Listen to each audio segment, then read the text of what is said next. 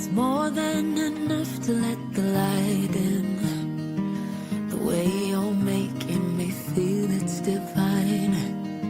It's enough to let it flow, let it be.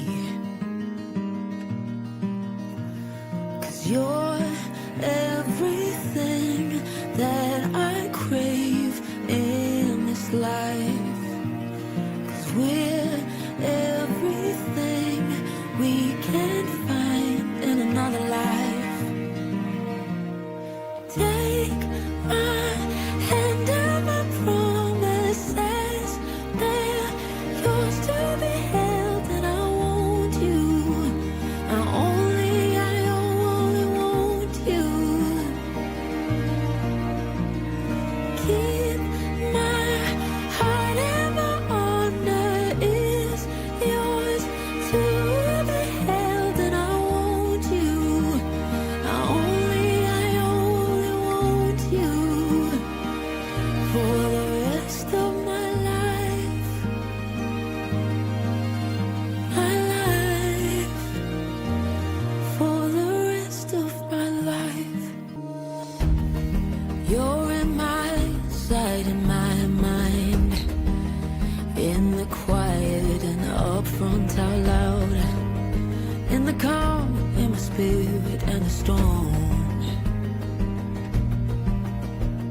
'Cause you're everything that I crave in this life. 'Cause we're everything we can't find in another life. Take my hand and my promises, they're yours to be held, and I want you. I only want you. Keep my heart and my honor is yours to be held, and I want you. I only want you for the rest of my life.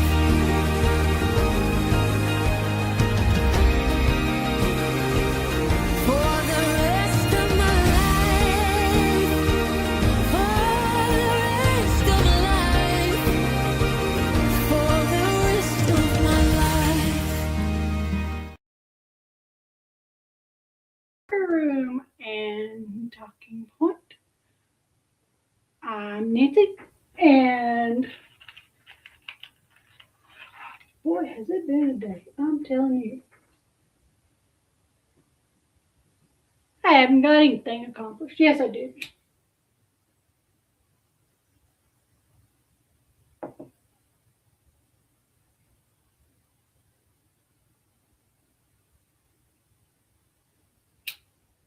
I couldn't get my incense lit. There we go. Okay, so let's see what I do today. I got a baby Afghan finished crocheting. It's pink and purple and white. I got some more items listed on my eBay. I didn't hunt down the thread I'm going to need for.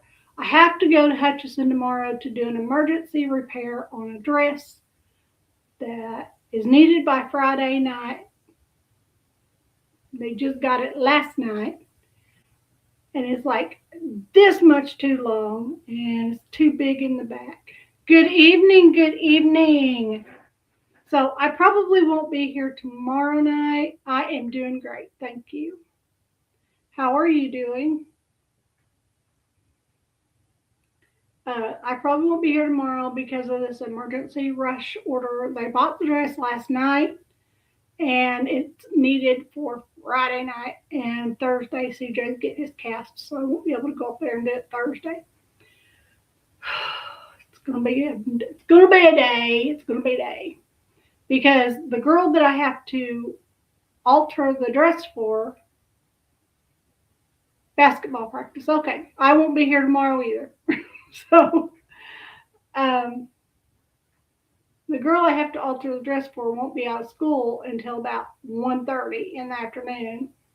So I'm going to have to just guesstimate on how she's about my size. So I'm going to see if I can't try it on for me and then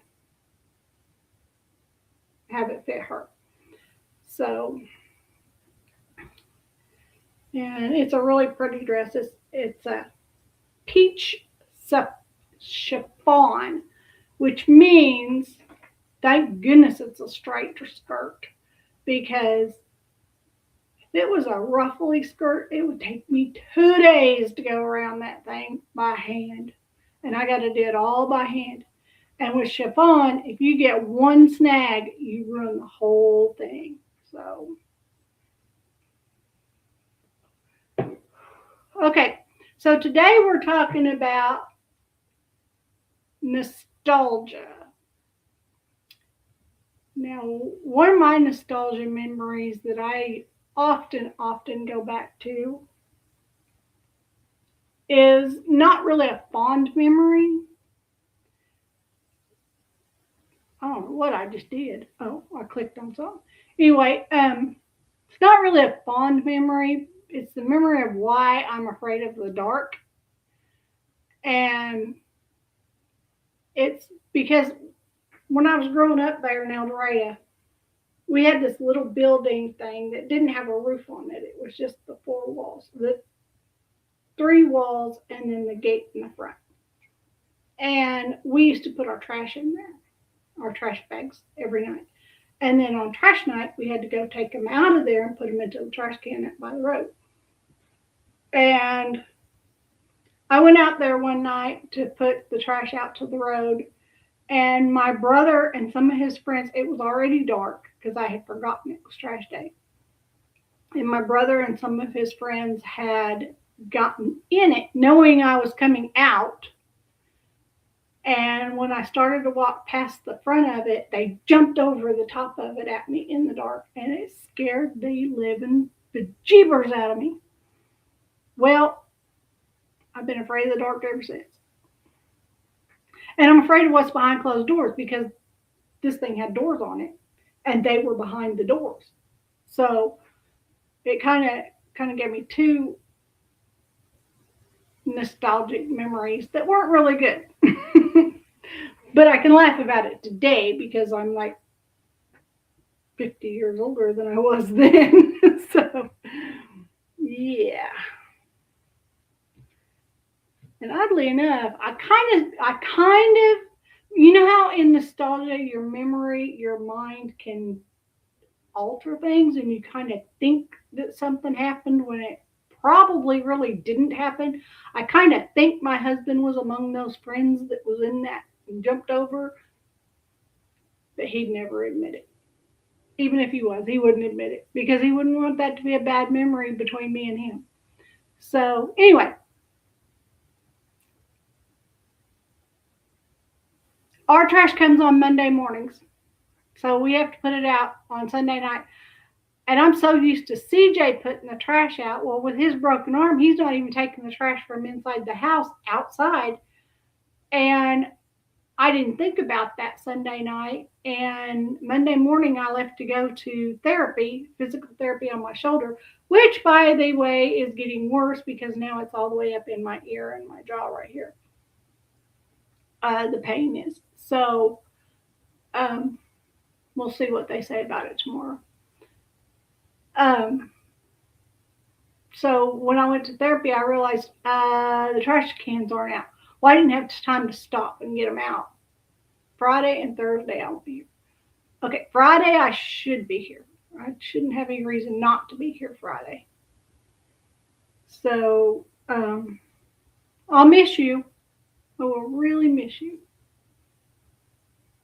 So you won't be here Wednesday, Thursday, or Friday? Because tomorrow's basketball practice, and then you said Thursday and Friday. I'm going to miss you all the way till next week. Of course, I guess it's karma because you had to miss me going radio silent for almost a month. And I'm sorry about that. And to anybody who's in here watching, on a replay, thank you for being here, and please hit that thumbs up. I'm trying to get some more subscribers. Let me see if I can go on YouTube, see if I got any subscribers I can try to bring in. Let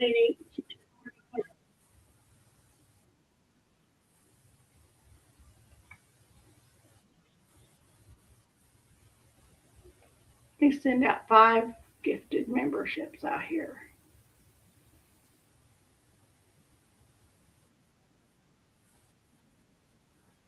I got 1 to Reality Wins, 1 to Brenda Sue, 1 to Minnie Pearl, 1.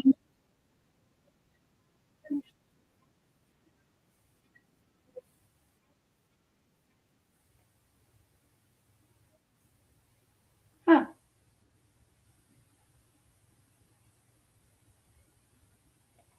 Well, I had 5 gifted memberships I sent out, but it only showed me 3 of them that went out. So, and I hope it brings Reality Wins back in. I've been missing her too. And I miss Manda Panda, but of course she has to work, and then she and her husband are trying to get more healthy, so they're going to the gym. So I can't fault her for not being here. And then on the weekends, she wants to spend as much time as she can with her girls. But I'm not here on Saturday and Sunday anyway, so you know. I told you I asked yesterday for prayers for the Guthrie family. Well, your prayers worked. Thank you very much on behalf of the Guthrie family. I do not know um, the Guthrie family at all. I know that one of the Guthries uh, is an anchor on the Today Show. Savannah Guthrie is. Um, Today, they've been working for 10 days on this. The cameras were removed from the outside of the house, but they knew what system that the family had, and the FBI. Amanda Panda is doing very well. She loves her job. She loves her job. Her goal is to become a trainer for new people, so she really loves her job. Uh, anyway, the FBI, with technology and with cooperation from the company that fosters the camera system, they were able to get video footage of the intruder within her front door area. It wasn't on the Ring doorbell camera. It was on another camera that was inside the archway under their front door, like on the front porch area. And he was trying to block the camera, and he tried it with his glove and it didn't smudge up. And so he went down, and you could see him walk, and you could see the kind of face mask he had, the kind of gloves he had, and the kind of backpack he had. And he got a plant and tried to hang the plant over it to cover his face. And when he did that, he got really close, and you could see the brand of face mask he was wearing and everything. So hopefully they'll be able to, and you could see his eyes, and you could tell that he had some facial hair. So hopefully they'll be able to break that down some more, but at least they do have a subject to look for. So Mrs. Guthrie still is not home. They did not pay the ransom last night, which is a blessing, because they've determined now that they think that the whole ransom thing was a hoax. Somebody trying to steal $6 million from Savannah Guthrie, which she would have happily paid if they would have proved that her mother was still alive and that they had her. But they didn't prove it, so she didn't pay it. And I don't blame her one bit. And Nancy Guthrie will not blame her either in any way. So we're talking today about nostalgia memories. So let's go up. I went to Grok. I got the thought for my theme from ChatGPT. And then I went to Grok to get more information about it because I don't like to come in blindsided and try to fill y'all full of hoopla. So, the psychology behind nostalgia and comfort habits, often called self soothing or comfort behaviors, reveals how humans naturally turn to the past or familiar rituals to regulate emotions, restore balance, and cope with stress and discomfort. Nostalgia, a bittersweet emotional tool. Nostalgia is a complex emotion evolving.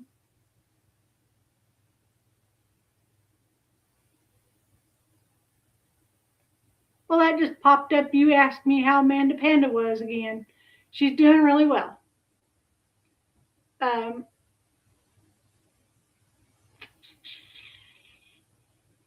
Usually fond memories of childhood relationships, places, or areas.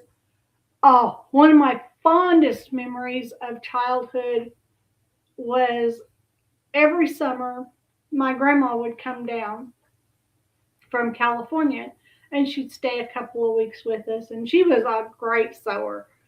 That's where I learned my ability to sew. And I got my passion for sewing. Only I took mine into quilts and she made clothing.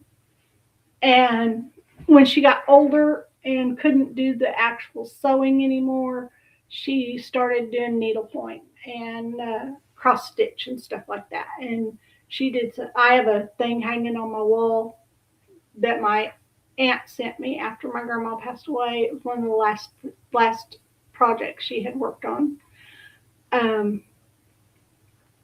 But when my grandma was here, one year we would go to the Wichita Zoo, which was always a lot of fun. But I remember it being hot and dusty.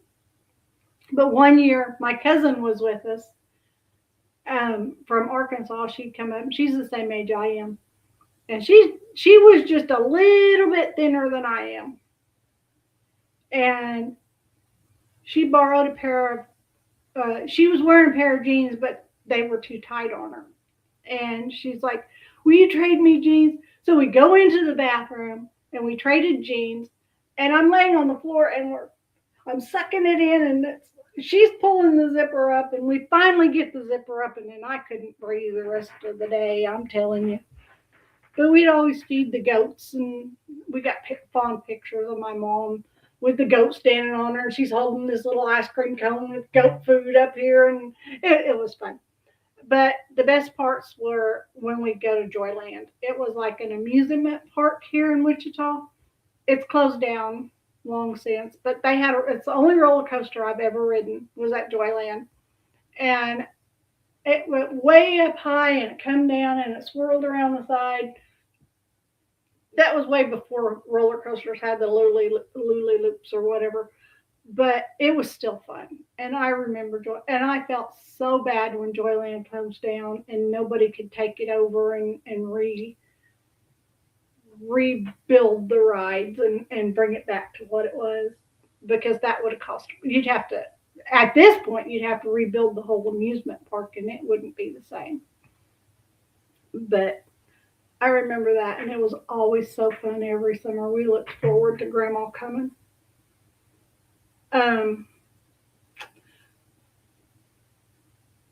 Or often mixed with a touch of sadness or yearning. It's too longer viewed as disorder as it centuries ago. Modern research treats it as predominantly positive approach oriented emotion. Why do people experience nostalgia? Now, there are conspiracy theorists out there that say that if you are too nostalgic, if you have too many fond memories, then you're living in the past. And living in the past is not productive for anybody, because you can't go forward if you're always looking back. So, I mean, it makes a lot of sense, but oftentimes you have to look back in order to go forward. I mean, that's why cars have rearview mirrors. You got to see what's behind you to remind yourself that it's safe. Why do people experience nostalgia? Nostalgia is frequently triggered by negative states rather than good moods, loneliness, sadness, boredom, or meaninglessness, stress, existential threats, or life transitions. Sensory cues, old songs, smells, photos, familiar objects. Okay, now with old songs, I'm guilty. Now, recently I have switched to country music in my truck, just like within the last week. But if my truck doesn't play country music, it is playing only 80s stations. And because I like the 80s rock, Journey and Styx, and who else was from the 80s, AC/DC and that sort of stuff. I don't like any of the new 90s and up rock and roll, and I do not like rap. I'm definitely not. My son loves the 80s music, but he also likes the new stuff that they're playing now, and I just can't handle it when he turns it up too loud in his room. Okay. People engage in nostalgic reflection as a natural response when the present feels lacking or threatening. The brain reaches backwards for emotional resources. Key psychological function and benefits. Research consistently shows nostalgia serves several adaptive roles. Mood boost and emotional regulation. It increases positive affect, reduces negative emotions, and provides comfort. Self esteem and optimism. Recalling meaningful past events rises self worth and future hope. Sense of meaning and continuity.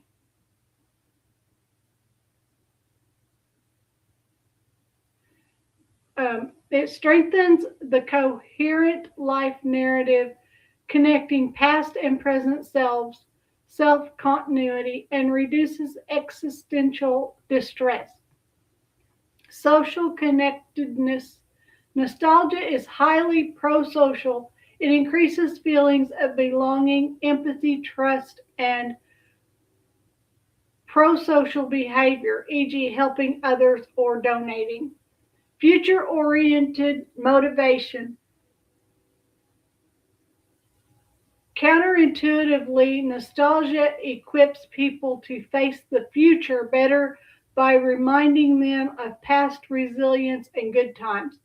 Brain mechanisms include activation in areas tied to autobiographical memory, it's called hippocampus, self reflection, medial prefrontal cortex, reward, dopamine release, and emotion regulation. In daily life, nostalgia often arises during tough moments and can act as a coping mechanism. It buffers stress, loneliness, and even existential threats more effectively for people who use it adaptively. Potential downsides. When overused or paired with rumination, especially in depression prone individuals, it can reinforce negative moods or avoidance of the present. Everyday nostalgia sometimes, no, I'm not sleepy at all. I'm just in front of the computer. It happens. I'm getting new glasses that are supposed to have blue tint, so it's not supposed to hurt my eyes or bother my eyes as much and make me. So hopefully, in the next couple of weeks, I'll be able to do better. And I'm so sorry for yawning. Um, Everyday nostalgia sometimes correlates with lower well-being in the moment, but induces positive nostalgia. Usually shows clear benefits. Comfort hazards, self-soothing behaviors.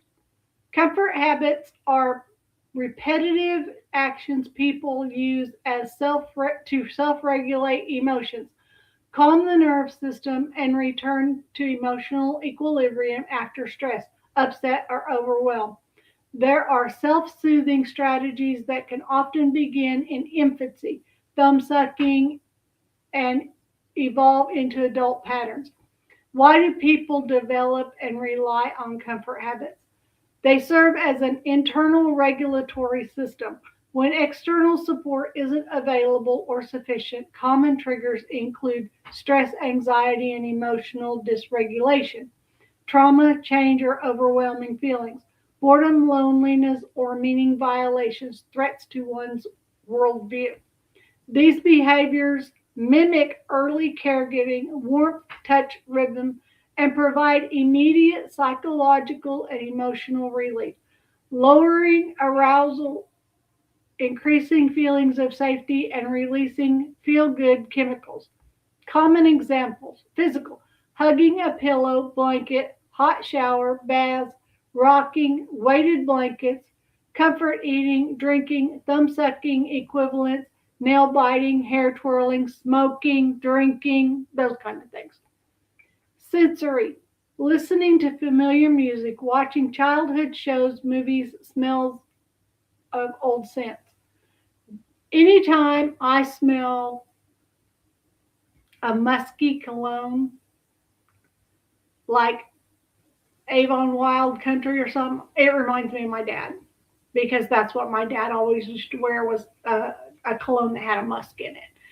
And it always reminds me of my dad.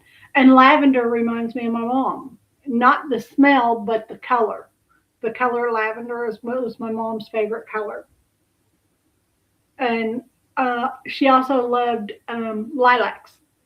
So right outside the house Panda lives in is a lilac that wisteria, I'm sorry, that we cannot get rid of. We have dug it up and dug it up and dug it up, and it keeps coming back and taking over. I tried to get some of it to bring home so that I could put it around my fence back in the back, but it didn't make it home. So, uh,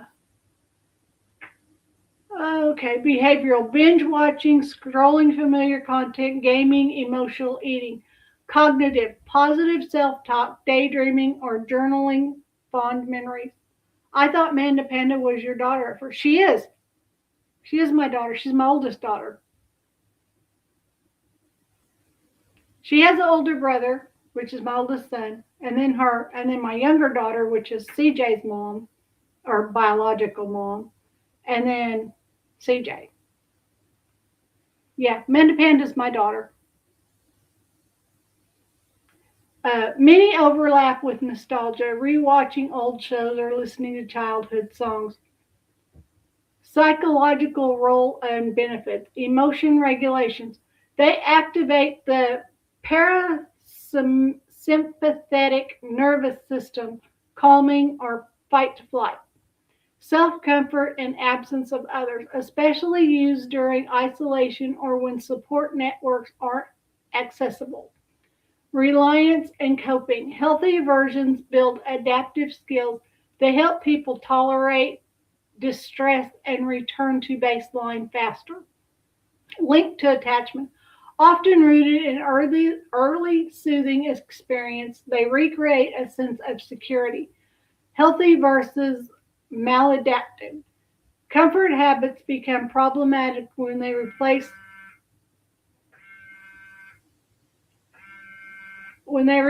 all other coping: excessive alcohol, compulsive eating, avoidance.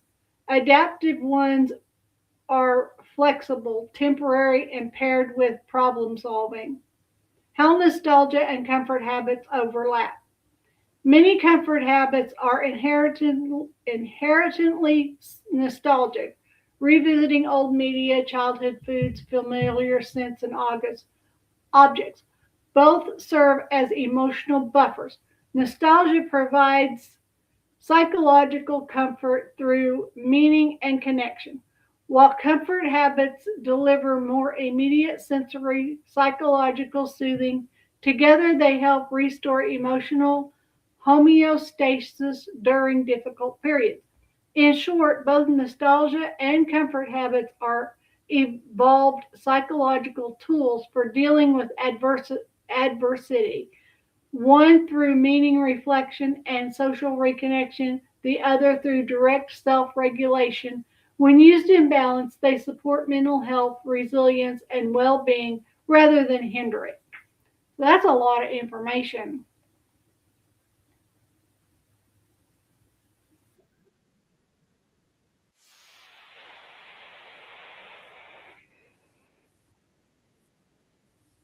Sorry, I was trying to get to the next one. I accidentally clicked on it instead of click to pull it up. Add to stage. I like the old StreamYard where it used to automatically add it to the stage. Okay, so this is the unexpected benefit and risks of nostalgia from Psych Show Psych, and it's 5 minutes and 24 seconds long. Let's give him a thumbs up. And this is brought to you by Squarespace. Squarespace. You know that warm, fuzzy feeling you get when you boot up an old 8-bit Nintendo game like Legend of Zelda or Super Mario 3? Or maybe when you think back to celebrating the holidays as a kid, something magical just seems to be missing now. That's nostalgia, a bittersweet longing to return to something in your past. We're still learning exactly how nostalgia works and why it could be useful, but researchers do have a few ideas, including some things you should watch out for. Psychologists consider nostalgia a complex emotion, which means it has what's called positive and negative valence. Basically, it's good and bad feelings wrapped up all at once. Unlike joy or sadness, which are pretty straightforward, nostalgia has all the happiness of a fond memory along with the sad realization that you might never get to experience that again. A lot of what we know about nostalgia comes from the University of Southampton in England, where they did a bunch of different studies about nostalgia in 2000. And you thought I talk fast? Whew! Man, I'm from Kansas. I don't listen that fast. 6. In 2 experiments with a few dozen subjects each, researchers found that making people feel lonely or sad made them significantly more likely to get all nostalgic than people who felt cheerful or neutral, even if they weren't asked about their memories. The experiments were too small to draw broad conclusions, but the researchers proposed that nostalgia could exist to help us deal with negative emotions. Specifically, since they noticed from all those experiments that lonely people often became nostalgic, they thought nostalgia could be used to form social bonds, improve self-esteem, or improve your mood, although there could be other benefits too. To test this out, they conducted a few slightly larger studies where 50 to 120 people were asked to think about something nostalgic from their past, or to just think about something ordinary they did that week, like picking up their dry cleaning.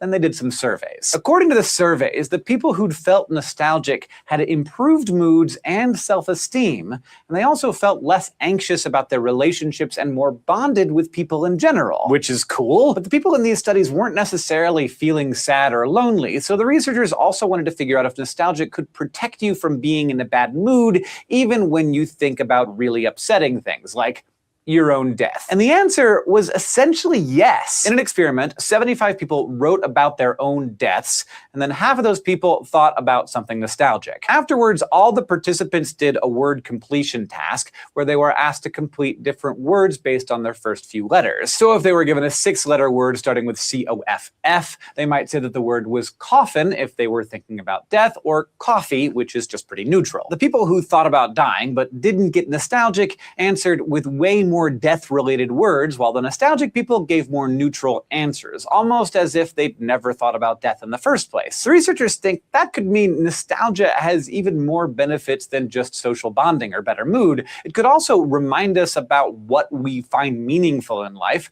and help us be less concerned about our own lives ending. These studies were pretty limited though, and there's still a lot we don't know about nostalgia. For example, since most of the subjects were young university students, we don't know if older people experience the feeling the same way. Still, these studies support the idea that nostalgia has a purpose. If you're feeling down, it might cheer you up by helping you feel closer to people and focus on the You have a channel you barely use go live? Well, you should go live more.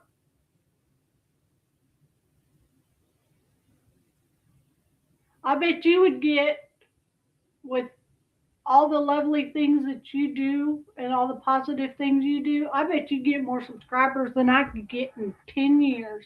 You get them real fast. Yeah, that's true. You don't have, you are a very busy person. Very busy person.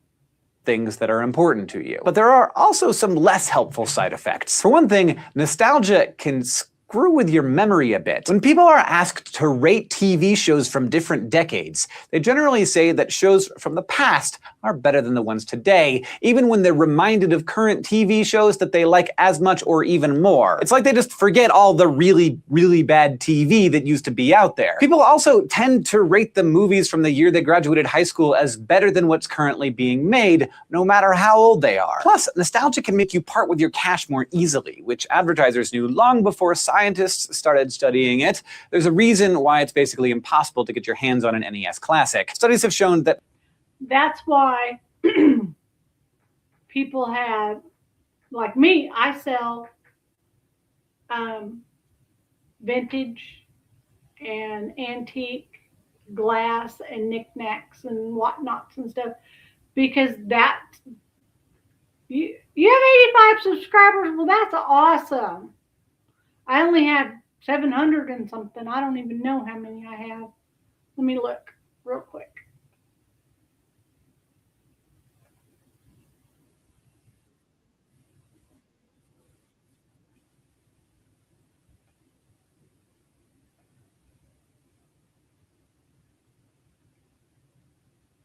I have 705 subscribers and 940 videos.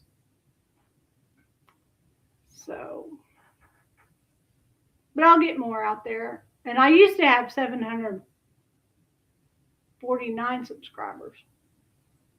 But because I'm not doing the thrifting videos anymore, because that got way too expensive. And I lost most of my true crime group. So hopefully I'll get more subscribers in.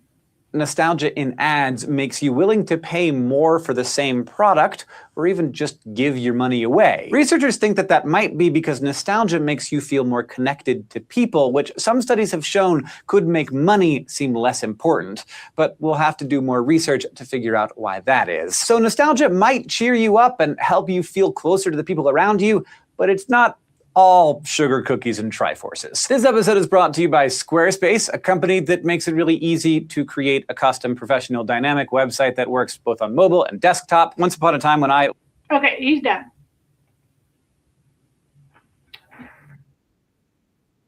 They all start out with commercials.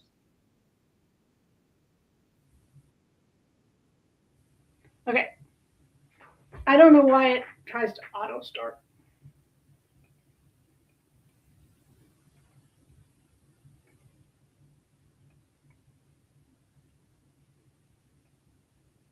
Okay, this is from, it says nostalgia, narcissism, and psychopathy. What is pathological nostalgia? I think that would be people that live in the past, but I don't know. This is by Dr. Todd Grande. Let's give him his thumbs up. And let's go up and see what he has to say. Informed insider look at mental health topics. If you find this video to be interesting or helpful, please like it and subscribe to my channel. Hello, this is Dr. Grande. Today's question asks so I can talk about nostalgia and mental health. I have some other questions related to this too, like what is nostalgia? Is there such a thing as pathological nostalgia? Is nostalgia different for people who are narcissistic or psychopathic? And another question here asks, what makes me nostalgic? I'll answer that at the end of the video because there's nothing scientific about my personal feelings of nostalgia. There are many definitions for the term nostalgia. Interestingly, for many years, nostalgia was conceptualized as negative. We see that it was viewed as a mental disorder, mostly some form of depression. We also see it was viewed as demonic possession, emotional immaturity, excessive dependence, a lack of mental firmness. Not exactly sure what that is, but that's in the literature. At one time, nostalgia was thought to be the same thing as homesickness. So soldiers would go and fight in foreign lands, and they would feel homesick, and this would lessen their combat effectiveness, so it was a major concern. So nostalgia has not been positively viewed for much of its history. Now, in more recent times, we see nostalgia as a normative desire to have a meaningful personal history. Every time Henry and I get together, she's my friend that lives in Hutchinson. We went to the same school, graduated the same year. She knew me, but I only knew her name. I didn't really know her as a person. And when we talk about things from our high school years and our junior high years, they're so different, and they happened at the exact same time. And it's like we're both remembering the nostalgic part of it, but we remember it differently. And it amazes me. I think that's why we talk about the past so much. It's technically defined as a sentimental belonging or wistful affection for the past. It is considered universal. Everybody has it to some extent, and it's experienced across the lifespan. Some would argue that nostalgia infuses life with meaning. Now, nostalgic memories can be about a lot of different types of events and situations. Some common ones would be anniversaries, like wedding anniversaries, for example, an anniversary of working for a company for so many years, something like that. Graduations, like from trade school, high school, or college. Birthdays, but usually for the earlier birthdays, like 16 or 21. Romantic relationships, even those that did not persist, could be considered nostalgic. So a relationship that lasted for 6 months, it was a lot of fun, but it ended, right? So that could still be something that people kind of look on fondly. A time in one's life when a person was having financial success. And we also see something like a time in somebody's life when they were surrounded by a strong social network, like attending college and living in a dormitory. Nostalgia tends to be the most intense for events that were pleasant, irretrievably lost, temporally distant, so far in the past, and unique, which makes sense considering they usually involve some sort of desire to return to the past or recapture a pleasant memory, if just for a moment. These times in a person's life can be brought to the forefront of one's memory through a number of triggers, including attending a class reunion, looking at a keepsake like an old photograph, hearing a particular song, watching a particular movie, the weather. When I used to work in the retirement care facilities,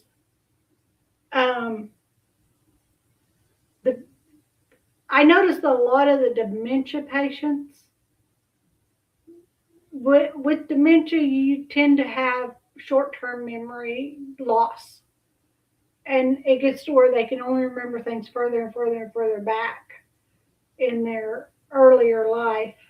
And you hear a lot of stories that they're very fond of. And half the time, they don't even know who they're talking to. They just see you. If they see you every day, they might not remember you today from yesterday. And if you have a couple of days off from work, they might not remember you from before that either. And so, their short-term memory is pretty much gone, but they still have the long-term memory that brings back nostalgic moments to them and helps them remember just a little bit of who they are. Can trigger nostalgic memories, as can scents, and really many different objects or situations, right? So it's a little bit different for everybody, but here we see a few kind of popular items. Let's look at some of the key aspects of nostalgia. Feelings of nostalgia are typically quite pronounced at age 20, and the feelings tend to decrease as somebody moves to age 50. Then after 50, the feelings start increasing again, and they gradually increase for the rest of the lifespan. Looking at the frequency of nostalgia, we see that over 50% of people will experience nostalgia at least once a week.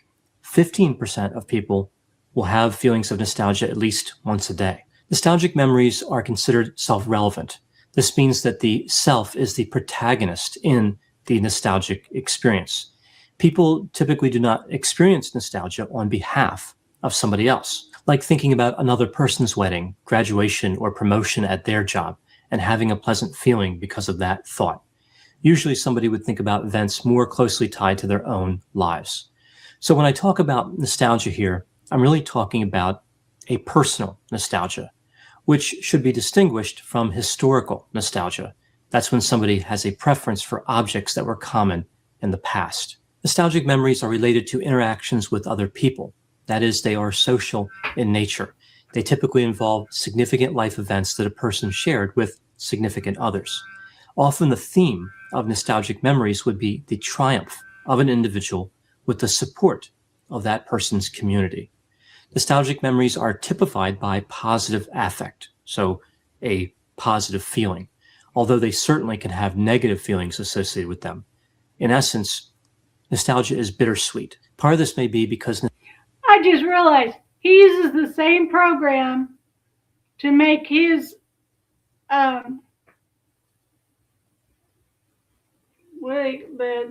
the front of the screen thing that advertises that you're going to go live at a certain amount of time.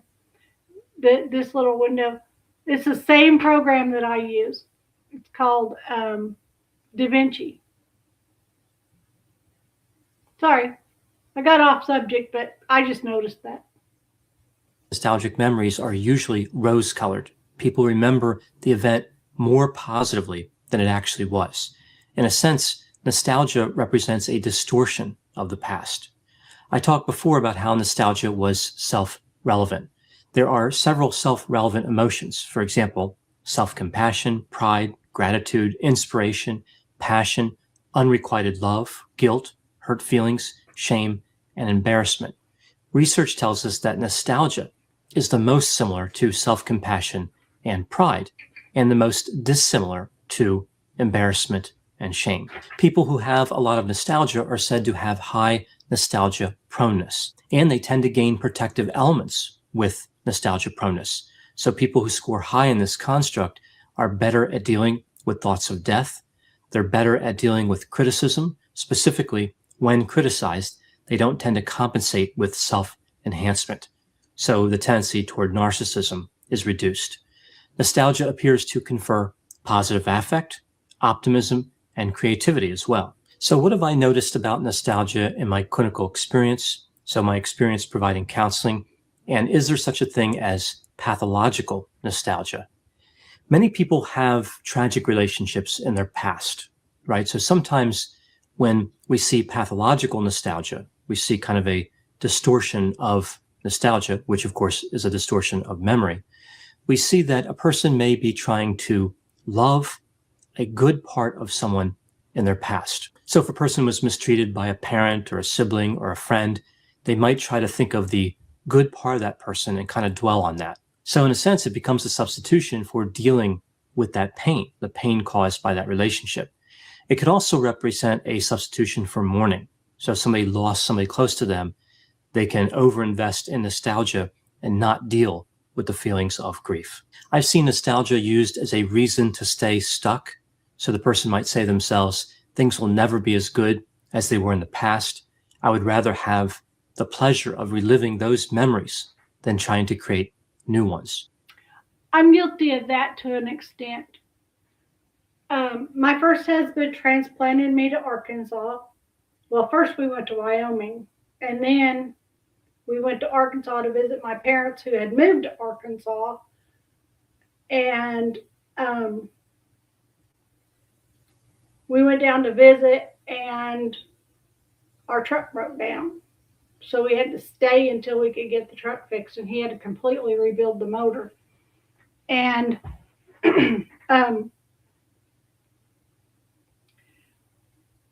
so I was stuck in Arkansas from 1987 all the way until 2018 when we moved to Missouri to help my husband's mom as she was going through her cancer until she passed on. And then after that, we moved back here to help his dad until he passed on. And the whole time I was gone, I kept saying, I'm not from the South. I want to go home. I want to go home. I just kept wanting it. Even though I didn't have a lot of friends when I was growing up, I had Butch, my husband, Sheena, my best friend, and Doug, who is another friend of ours that we're friends, but we're not really, we don't see each other a whole lot. But I'm friends with his wife too. But other than that, I didn't have a lot of Kansas. Things would be better, which was true. We come back to Kansas, and I felt a lot better about myself. So, just getting back home. We're not where I wanted to be. I wanted to be back in El Dorado, but my husband had bad memories in El Dorado, which playing Cowboys and Indian on an oil derrick, and the oil derrick turned on and crushed both of his legs, and he wasn't supposed to ever be able to walk. But he proved them wrong. But that was a bad memory for him, and he doesn't want to go back. So, but we're in Kansas, and that's what is important to me. I can go to El Dorado and visit my friends, and I have a lot more friends now than I did when we were in school. So, well, as busy as you are in sports and everything, how do you have time to have friends? I bet you're a good person, and I bet if you got back with the friends you went to high school with, you'd have a lot more friends than you thought you had.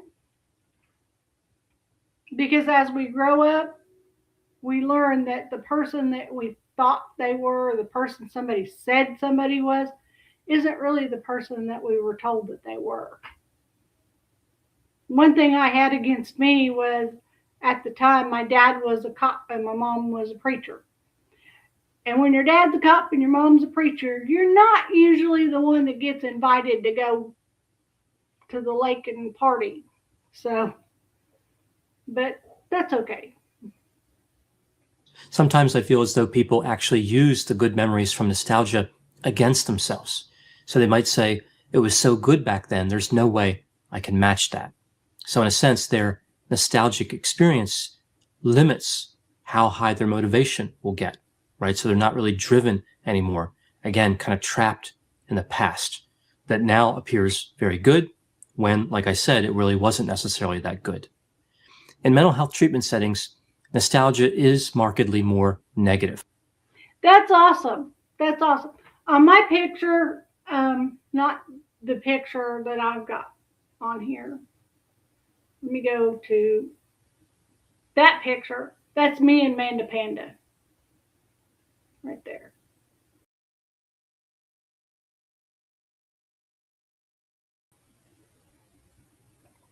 There we go. You have tons of friends in Special Olympics? That's awesome. Those are the best friends because they're the most honest. Really, I think so.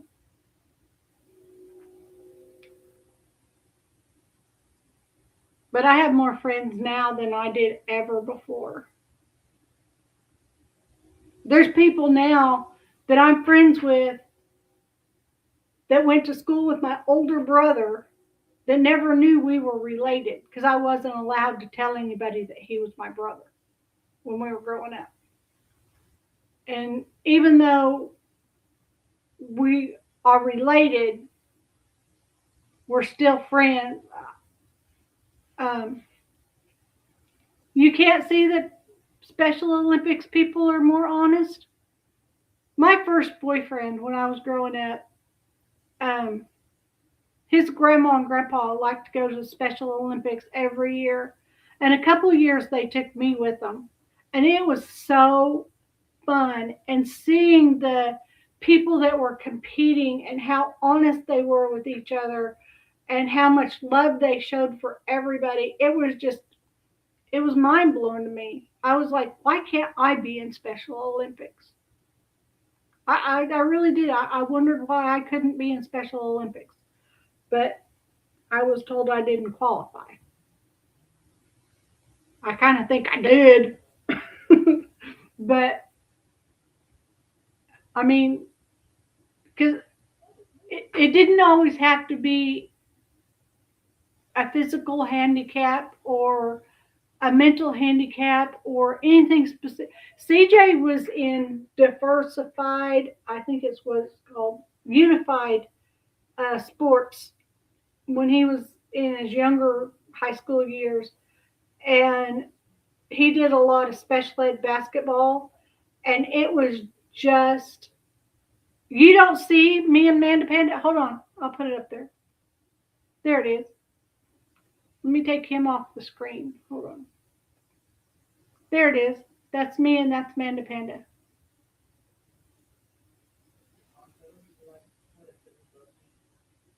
You can tell we're related. We look just exactly alike.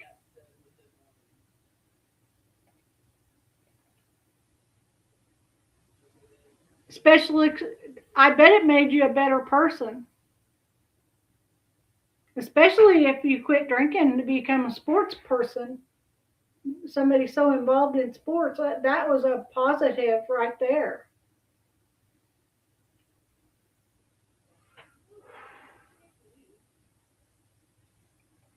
And it can be triggered by depression. So nostalgia, again, usually pleasant for most people, but in mental health settings, I've noticed it takes on kind of a darker, more pessimistic tone. Again, people are using the positive experience of nostalgia kind of against themselves. So the net result of the nostalgia is actually negative. I've seen situations where instead of focusing on a triumph, somebody will focus on a failure, almost like they are longing for a revision of history. So they might say, what if I was successful, right? Almost conflating nostalgia with regret or remorse. If I stay with the memory long enough, maybe I can change what happened, right? So it can become kind of unusual that it's placed on a failure instead of a victory, instead of something. There's been times I've seen, especially when I was in school for psychology and social work, I saw people who had childhood traumas, and they'd get PTSD. And when they get in a bad mood as an adult, they would blame everything in their life that's going wrong right now on what happened to them as an adult. And if their parents were part of the problem, they blame their parents. And if their parents was doing something to try to make it better for them, but ended up making it worse for them, the parent that tried to make it better and didn't mean to make it worse still got the blame. And it takes a lot of time and a lot of counseling and for some people to get them past that so that they can realize that life is not what it was back when they were a child. And once they see that that one parent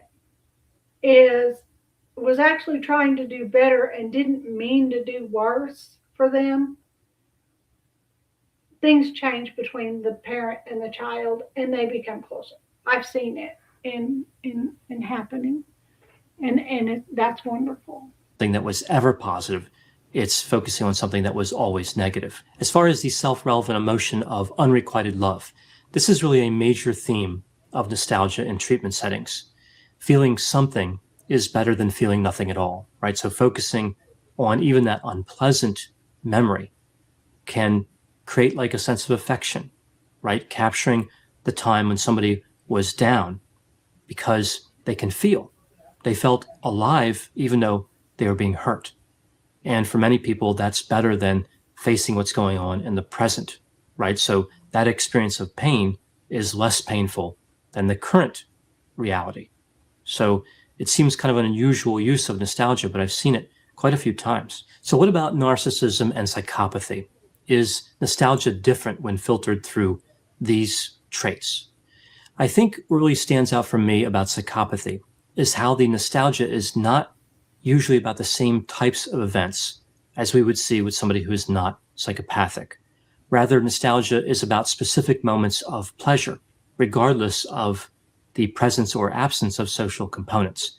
For example, being nostalgic about a time when one was intoxicated, being nostalgic about a time when the individual felt justified in using aggression, or when they successfully committed a theft, right? So they're really having nostalgic memories about antisocial events. Now, this experience really lines up with what we see in the literature about serial killers. They are often nostalgic about the murders they committed. When we see these interviews with them, when they're thinking about a specific murder, they're really bringing back what for them is a good feeling, right? They have it kind of twisted around. So essentially, Okay. there's a sadistic component there that they're tapping into. Now, with narcissism, nostalgia is tricky as well. With nostalgia, there's already a tendency to make events more positive than they really were, but the narcissist adds more fuel to that fire. So it can be hard to figure out what portion of the change from the original memory was caused by the nostalgia or the tendency toward narcissism. Just like we saw with psychopathy, with narcissism, we see a de-emphasis of the social construct of nostalgia and a pronounced self-centeredness. So the narcissist may experience nostalgia when thinking about a time when they obtained revenge on somebody who had hurt them, a time when they humiliated a coworker, or a time when a rival suffered a great defeat, right? So we see, again, kind of an antisocial sense in these nostalgic memories. They might also feel nostalgia about a triumph that was fraudulently obtained. If they cheated somebody in some contest in order to win, they would still feel nostalgic about that so-called victory. Their nostalgic memories are not tainted by personal responsibility, not tainted by guilt or shame. In a sense, the narcissist refines the positive slant that nostalgia already puts onto the memories into a perfect representation of success and greatness. So to sum this up with narcissism, when nostalgia is tainted by narcissism, the reason the memories are good are much different than they would be for a non-narcissist. The memories tend to involve domination, sadism, manipulating others, the failure of other people, and the unjustified celebration of the greatness of the narcissist. So now moving to the last That is so sad. That is so sad. question, what makes me nostalgic, right? So I don't know if I'm very similar to a lot of other people or quite different, but there's a few things I've noticed in my life that really, for me, kind of bring back nostalgic memories. One of the strongest events, I think, would be Christmas, right? The lights, the music, the ornaments, Christmas trees. Also, I think TV shows like Christmas specials, like A Charlie Brown Christmas, when that comes on each year, I typically try to watch it. But either way, just knowing it's coming on, I kind of get that feeling of nostalgia, kind of remembering Christmases past, especially those when I was quite young. I think other items would be music from the 80s. For whatever reason, that type of music, when I hear a song from the 80s, it tends to, I think, be more likely to trigger a nostalgic memory. Many older movies, like when I'm scrolling through Netflix, if I see movies from the past, like from the 80s, and I think even somewhat from the 90s, sometimes that brings up some nostalgia. Another thing that leads to nostalgia for me, and I'm not sure a lot of other people experience this, I'd be curious to see if other people do. I get nostalgic sometimes with snowstorms, right? So if there's a snowstorm occurring, I tend to kind of focus on that. I try to put other things I'm doing off to the side for a bit and enjoy like the scenery and just the feeling of it. I think maybe it comes from like when I was younger, if there was a snowstorm, school would be canceled. And I did okay in school, but I did not enjoy school, right? I always found it to be kind of stressful. So snowstorms would give me a break from school. So maybe that's why they're so nostalgic for me. Another weather-related event that causes nostalgia for me would be thunderstorms, right? So I really don't know if maybe when I was younger, a lot of good things happened to me during thunderstorms. I don't know what that is. Speaking of storms, a nostalgic memory that it just made me think of when he said that was tornadoes. I can remember when I was 9 years old, our street was here, and then there was an empty field, and then right by that empty field, which would be where the other street, ours was Vine Street, the other street was Main Street. There was a Dillon's grocery store on Main Street. And we were standing on our front porch on Vine Street, And we watched a tornado go down across the street from Dillon's, go right across El Dorado. And that is, I love tornadoes because that was a fond memory. My whole family was together. We were standing on the porch. We were watching this tornado go down through town, and it didn't even touch us. And it was, I love tornadoes. I love tornadoes. They're scary as all get out, but I still love them. I don't want to be in one. I don't really necessarily have a specific memory that comes back when there's a thunderstorm, but there's just something I really like about them. And I often do think about various times in the past, like other thunderstorms that I've been in. I think one reason that the thunderstorm CJ likes thunderstorms because when he was really little, my dad, which is his grandpa, was on 5 bowling leagues before he passed away. And we told him he was afraid of storms. And we told him that's just grandpa up there bowling. And when you hear the loud thunder like that, that means grandpa got a strike. And he still believes it today. He still believes it today. And he loves bowling. He loves bowling. So, and he likes thunderstorms because he says grandpa's up there bowling. might be something that triggers nostalgia for me is really because that was a simpler time in general in life, right? So again, not tied to a specific event, but just the pace of life when I was younger in the 70s and the 80s. There wasn't this really need to be so motion oriented, moving forward all the time, getting something done, being productive. It was just a more relaxed time in general. And of course, being younger, being a kid, I didn't have the same pressures on me that I would have today, right? So maybe thunderstorms are just really a longing for a simpler time. So maybe just a general sense of being younger. I don't know, but I really do like thunderstorms. I think I would like them without any nostalgia. And probably the same thing could be said for snowstorms too. Like I think I just have an attraction to those constructs. I find them to be kind of awe-inspiring, kind of interesting, and a time for reflection, right? So if those type of things are happening again, I try not to work as much. I try to spend some time kind of enjoying those moments. So for me, if it's Christmas time, it's snowing, there's 80s music on the radio, and I'm watching an old movie, I'm pretty much at a high risk to be triggered for some sort of nostalgic memory. I know whenever I talk about constructs like nostalgia, there will be a variety of opinions. Please put any opinions and thoughts in the comment section. They always generate an interesting dialogue. As always, I hope you found my analysis of this topic to be interesting. Thanks for watching. Okay. That was the next one trying to queue up. I don't know why they want to turn on automatically. I think somehow, somewhere I got my autoplay turned on and I didn't mean to. Okay, so that was interesting to me. I mean, it might not have been.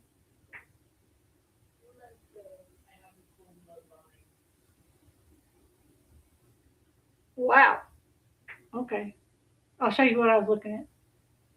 Right here, this picture of this woman. It says, become addicted to these cleaning habits and your house will be unrecognizable in 30 days. I need to do that. I'm going to have to watch that on my own time.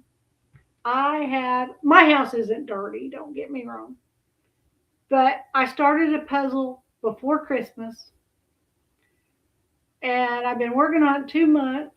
And I realized I've got the middle of the puzzle done. And I've got the outside edge of the puzzle done, all except for one piece because there's a piece missing. But a lot of the parts that go between the middle and the outside edge, there's pieces missing. And I know they're missing. I mean, I've got a lot of pieces and it's a bunch of little bitty people. So it makes it hard to notice. But when you go by the colors, where the 2 colors are supposed to meet, and you don't have any pieces that's got little people with green grass, you know that the pieces aren't there.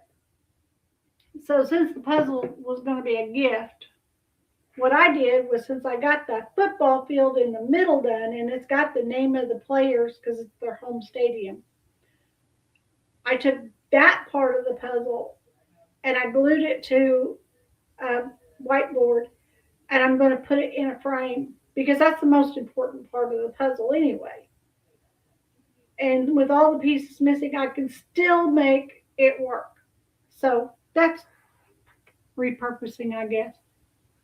Okay, so this is called Why We Feel Stuck in the Past, the Psychological Trap of Nostalgia by Unhurried Gaze. And let's give her a thumbs up. And let's get a blow up. And let's get it going. Scrolling through old photos at 2 a.m., heart aching for a time that feels safer, sweeter, only to wake up feeling more hollow than before? Nostalgia isn't just a warm, fuzzy blanket. It's a subtle form of self-torture that sneaks in and holds you hostage. Look, I'm not saying every fond memory is a trap waiting to spring. Far from it. Nostalgia, at its core, is our mind's way of seeking comfort in chaos, a psychological lifeline when life gets messy. But when it lingers too long, turning into a habit of romanticizing what was, it starts to erode the very ground you're standing on. It's like sipping poison disguised as honey, sweet in the moment, but it leaves you weaker, more isolated from the life unfolding right now. Why does something so seemingly innocent pull us into this quiet pain? Let's unpack it from a psychological lens, step by step, so you can spot it in your own life and finally break free. First off, nostalgia acts like an emotional anchor, chaining us to the past and making forward motion feel impossible.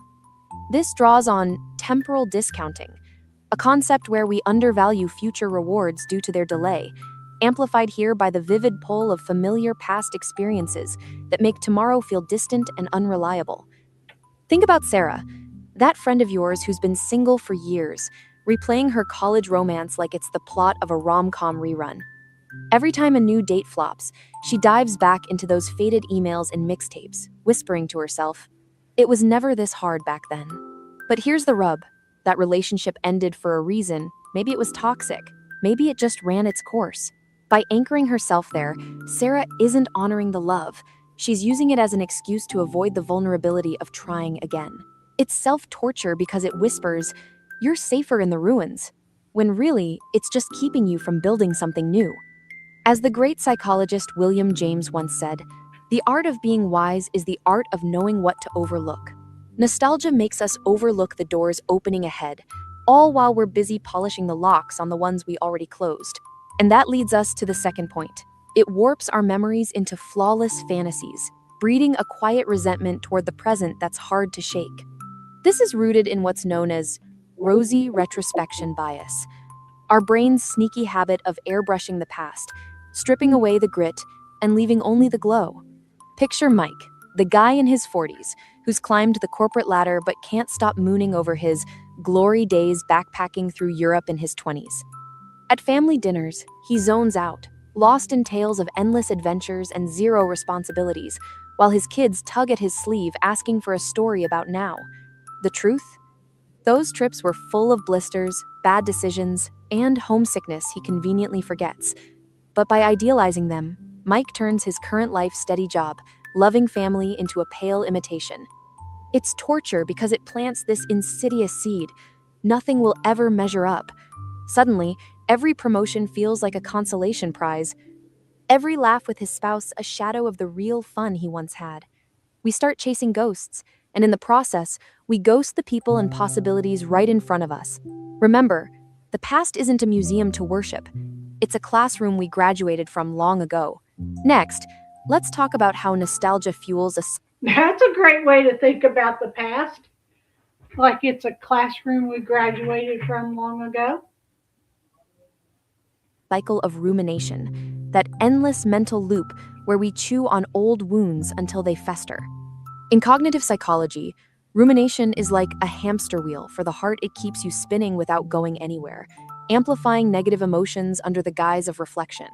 Take Lisa, who lost her job during the pandemic, and now, 2 years later, still pores over her old performance reviews from her dream role at the ad agency. She'll spend evenings curled up with a glass of wine, replaying boardroom triumphs and what-ifs. If only I'd spoken up more, I'd still be there. But those reviews? They praised her creativity while gently noting her burnout clues she ignored back then. Now, rumination turns that into self-flagellation. I blew it. I'll never be that good again. It's mild torture because it masquerades as wisdom. I'm just learning from my mistakes. But really, it's replaying the pain on loop, blocking her from updating her resume or networking at that local meetup. Studies from the American Psychological Association show rumination significantly increases the risk of depression by trapping us in if-only thinking. Break the cycle. It's simple, yet revolutionary. Treat memories like old mixtapes, play them once for the nostalgia hit, then file them away. Clinging turns the volume up on sorrow. Letting go lets you hear the music of today. Diving deeper, nostalgia often stems from an unmet need for belonging, pulling us back to safer tribes that no longer fit, and in doing so, it isolates us from the connections we crave now. Social psychologists like Roy Baumeister highlight how humans are wired for relatedness. It's one of our core motivations. But when life shifts, a move, a breakup, a career pivot, we default to past affiliations for that hit of security. Consider Alex, fresh out of a divorce, who can't stop idealizing his college fraternity brothers as the unbreakable band of brothers they once were. He scrolls their group chat from years ago, laughing at inside jokes that now feel distant, while dodging invites to new social circles because it's not the same. Those guys? Half are married with kids. Scattered across states, the bond evolved, just like him. But by romanticizing the past crew, Alex tortures himself with loneliness in the present, missing out on the bar trivia night where he could have met someone who gets his current jokes. It's a self-inflicted exile. We mourn the group we outgrew, instead of auditioning for the one we're ready for. As Baumeister and Leary put it, the need to belong is a powerful, fundamental, and extremely pervasive motivation. Nostalgia fools us into thinking belonging is a relic. Truth is, it's a renewable resource, waiting in the uncharted conversations ahead. Finally, on a subtler note, this habit reinforces a scarcity mindset where we hoard emotional scraps from yesterday because we're convinced tomorrow won't deliver. Evolutionary psychologists trace this to our ancestors' survival instincts, stockpiling resources in lean times, but in modern life, it manifests as an emotional miserliness that starves our growth. Envision Elena, an artist in her 30s, who's buried under sketchbooks from her prolific phase in art school. She dusts them off during slumps, sighing over the raw passion she lost after entering the real world of deadlines and doubt. Those drawings? They were experiments, full of beginner's fire, but lacking the depth her seasoned eye brings now. Yet scarcity whispers, that was your peak, don't risk falling short. So she stalls on new projects, her canvas blank, torturing herself with what was, instead of unleashing what could be. It's the ultimate con.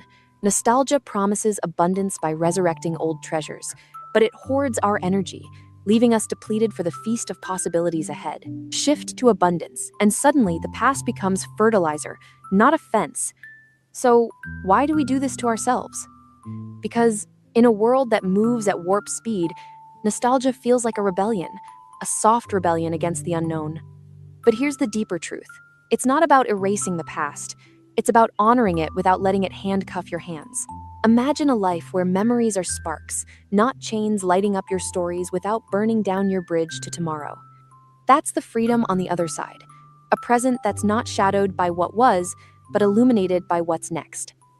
You deserve that expansive ease, where yesterday informs your steps but doesn't dictate them. It's not weakness to let go. It's the boldest act of self-compassion there is. If this hit home, if you've ever let a memory moonlight as your muse while your real life waits in the wings, drop a comment below. What's one nostalgic habit you're ready to release? Okay, that's important. I mean, I never thought of it that way. I mean, I look back on things like they were in school, and they're not that way anymore. And that's why I think it's why I don't get a lot listed on my eBay like I should. I should be listing every day on eBay. And the more I list, the more is able to sell. I mean, it's that simple. It's logic. But after my store closed, I felt like such of a failure that I didn't want to do anything else. I didn't think I could do anything else. So, I mean, and I've got a lot of things, not a ton of things, maybe 50 to 100 things that I could be taking pictures of and listing on eBay. I'm still trying to get all the stuff off my website and put over on eBay right now. But I keep telling myself, only do 5 a day and you're going to get them done and you're going to get in the habit of doing them. But it's making myself get up and come in here and do it. And I did it today. I did it today. I got up and I came in here and I got my items listed. I got my research done for my live today. And I got my screenshot made on my DaVinci. And I felt like I had accomplished something. I mean, it was little bitty, and it's things that I should be doing every day, but I don't do it. Because it's too easy to talk myself out of it by saying, you're not going to fail, you're going to fail. I tell myself I'm going to fail. Okay, the next one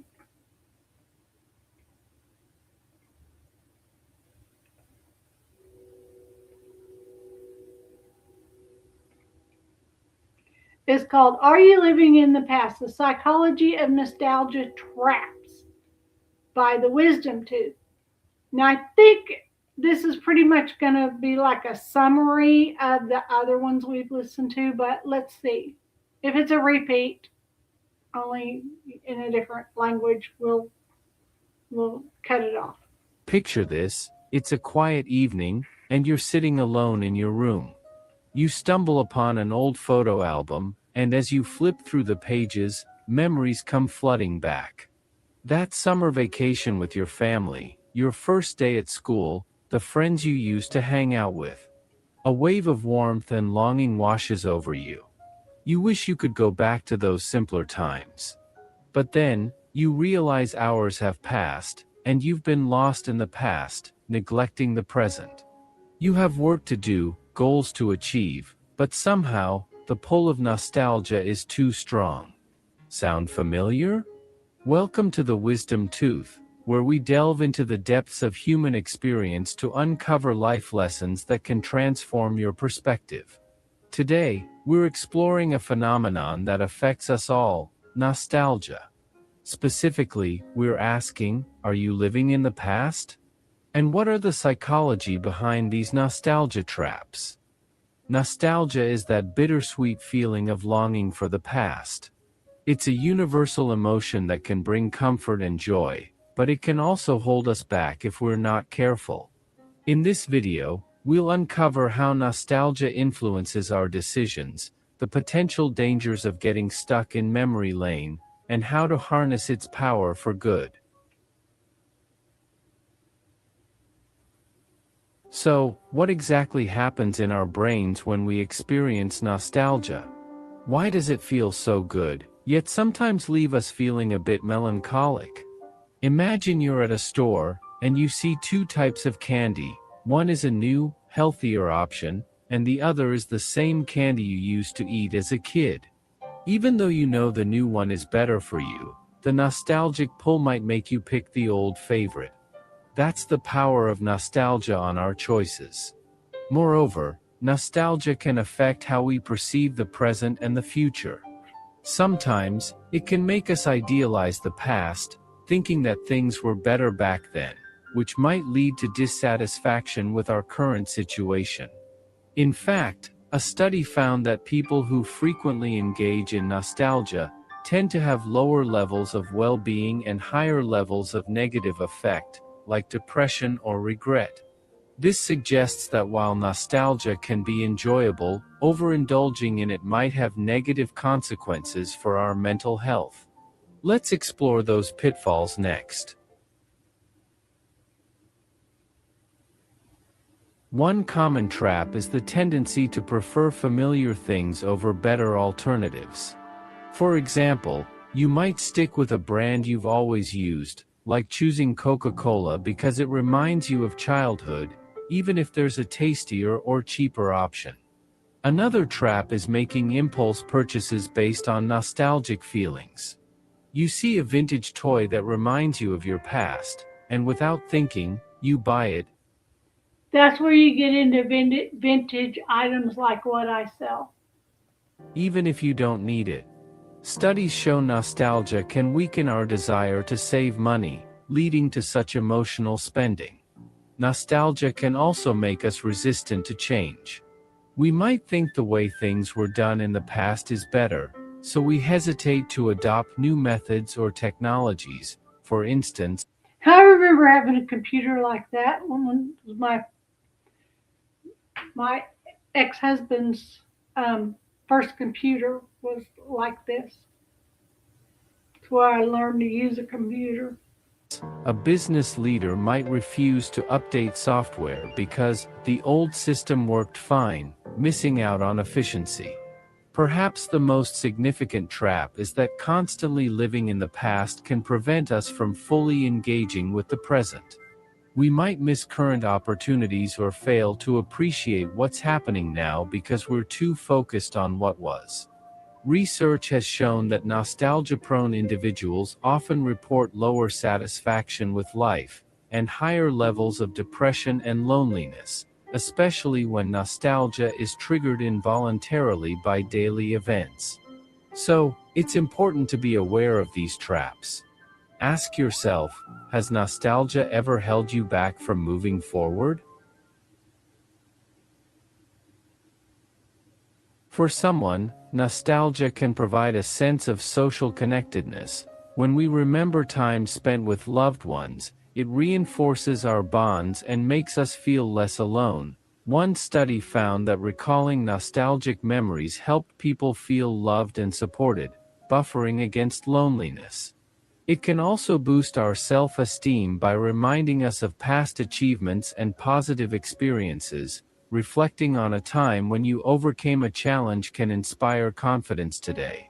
Nostalgia has been found to increase meaning in life, as it helps us see our lives as part of a larger narrative, connecting past and present. Additionally, it can serve as a coping mechanism during difficult times, offering comfort and hope. During the pandemic, many turned to nostalgic activities like watching old movies to find solace. Think about a time when listening to a song from your teenage years lifted your spirits. That's nostalgia working its magic. So, when used appropriately, nostalgia can be a powerful tool for enhancing our well-being. But how do we ensure it doesn't trap us? One way is to practice mindfulness. By staying present and appreciating the current moment, we can create positive memories for the future while avoiding getting stuck in the past. Being mindful now sets you up for healthy nostalgia later. Another strategy is to set future goals, having something to look forward to, like a new project or a Sorry, trip, my can computer just shift your rebooted. focus from the past to what's ahead, keeping you motivated. It's also important to recognize when nostalgia is influencing your decisions. Before making a choice based on nostalgic feelings, pause and ask, is this the best option, or am I just chasing a memory? Keep a journal to document your experiences. Writing about both past and present can help you process emotions and gain perspective. It's a therapeutic way to reflect without getting lost. Here's a challenge. Identify one area in your life where you might be living in the past. Maybe it's a habit, a relationship, or a decision. Then, take a small step toward embracing the present or planning for the future. Write it down and share your thoughts in the comments. Something like that just made me think of the fact that my husband and I met when we were 7 years old. We grew up as best friends. And then life happened, and his mom and dad divorced, and he got moved to Missouri, and then he went in the military.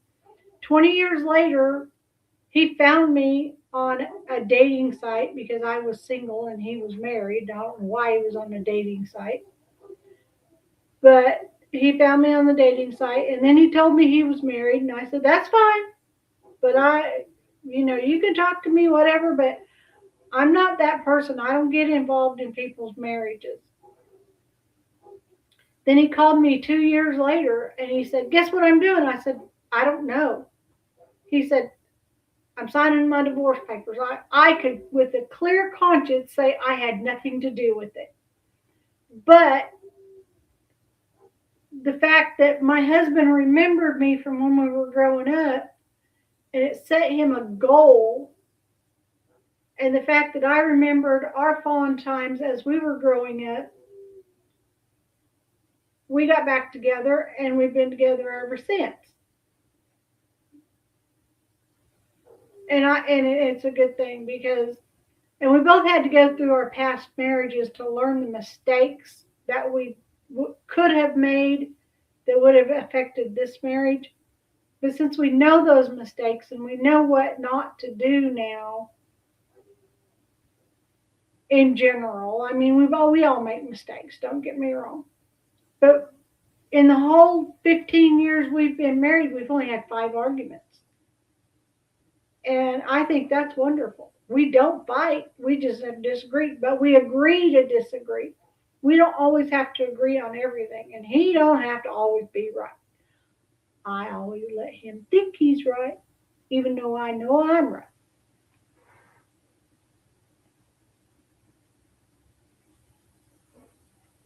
Nostalgia is a complex emotion that can both enrich our lives and hold us back. By understanding its psychological underpinnings and being mindful of its effects, we can learn to navigate it wisely. It's okay to cherish your memories, but don't let them prevent you from living fully in the present. Use nostalgia as a tool to connect with your past self and to find inspiration for your future. As you go about your day, ask yourself, am I living in the past, or am I using my past to build a better future? Thank you for joining me on this exploration of nostalgia. If you found this video helpful, please like, share, and subscribe to the Wisdom Tooth for more insights into the human experience. So that's where we sit. Do you often find yourself looking back on what things were? Or do you remember the way things were and want to make them better, so you use those memories to make your future better? Something to think about. That's like what my husband and I did. We used the past, our past marriages, to make our future marriage. And as I say, our future marriage, we've been married for 15 years. But we still have a future marriage. Our marriage isn't over yet. I ain't got the phone call he wrecked that truck, so our future ain't over yet. So, and I'm not looking for that phone call, just in case anybody wondered. I want to be a millionaire, but I don't want to be a millionaire that way. So anyway, thank y'all for being here. Like I said, I won't be here tomorrow, but I'll find something interesting that's real life. And if you know something you'd like me to talk about, please leave a comment. And, if there's a certain night you're going to be here, you're not going to be here, whatever, let me know when you can possibly be here, and I'll make it a point to, on that day, we'll discuss your topic of interest. All right. So thank you for being here. Do something nice for someone, even if it's just be the reason they smile, and we'll figure it out.